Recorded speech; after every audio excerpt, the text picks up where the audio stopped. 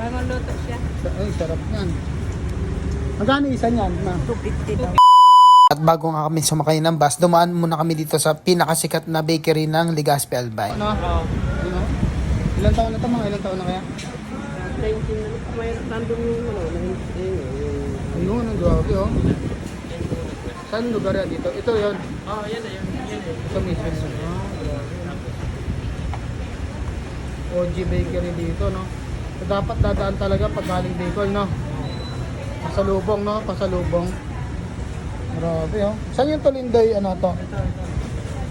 Sikat dito. Ay, oo. Ito ta? Tulindoy. Legendary bakery dito sa ano yan. Bagong luto siya. Ay, sarap yan. Magkano isa niyan, ma? 250 daw. Ang mura, ah. Ayan. Dito tayo, mga dito tayo. So malapit lang siya sa simbahan, no? Yung landmark, no?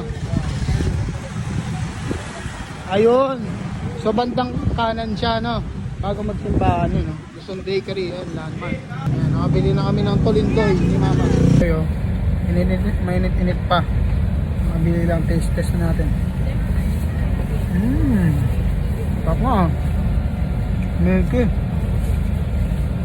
Sa Luzon Bakery ng Legazpi, legendary bakery. Bili na kayo, huwag kayo uuwi ng Bicol nang hindi nakakadaan.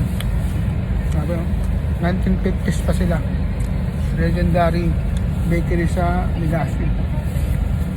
Malapit lang sila sa St. Raphael Church. Bandang kanan.